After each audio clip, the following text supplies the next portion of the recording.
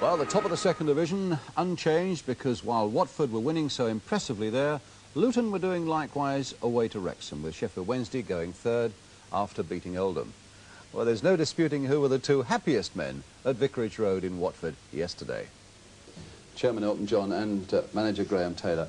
Elton, you've flown in, I think, from Paris for this. They're almost sort of day trips, aren't you? They're living in Paris and coming across for the game. Well, I'm sort of commuting because I'm in the middle of maybe 1 or 2 albums, and I try and get back for as many games as possible in between recording schedules. And it's always nice to come back to the club anyway, but when we play like that, it's even doubly nice. But it's important for me to be back at the club as much as possible.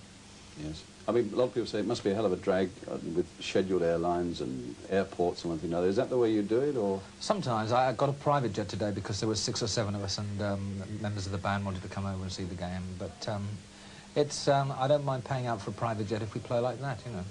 Otherwise, it comes out the manager's wages.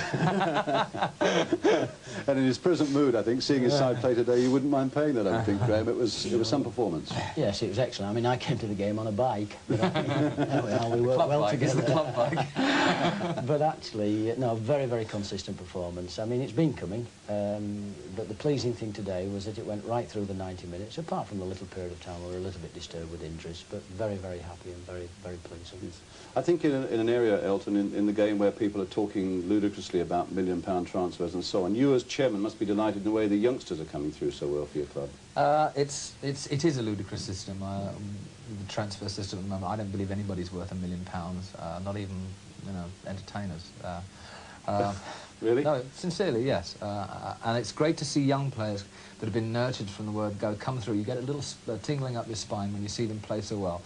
And certainly the young players today did superbly well. I mean, you think of Kenny Jackett, and you think of Steve Terry, and people will think of Nigel Callaghan. But I think most people who watched it today will think of the other lad, the 17-year-old John Barnes. Yeah. Tell me in the first place, Graham, how did he come to join the club? Well, you know, you get your stroke of good fortune, and a supporter, in fact, phoned up the club and said that a friend of his had seen a young boy that he thought was well worth watching.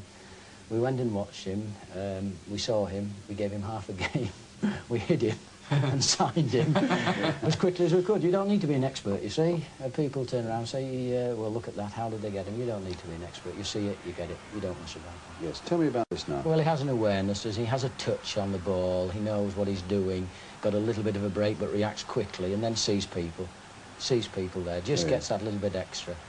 And he'll be talking to Les Taylor about that. There was a moment, too, where Willie Donachie, who's a very experienced Scottish international player, comes out to shadow him here. And he shows him the ball and then just takes it away from him. Yes, well, we always ask him to at least give us one of those during a game.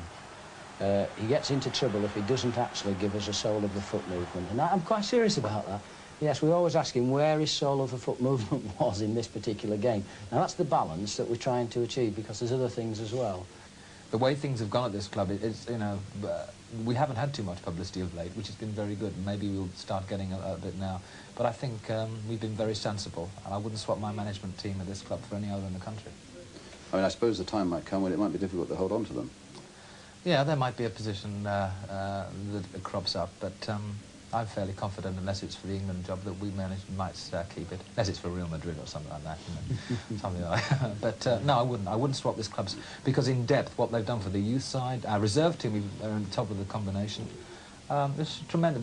We've kept our feet on the ground, and now we're seeing some results at the moment. There's a long way.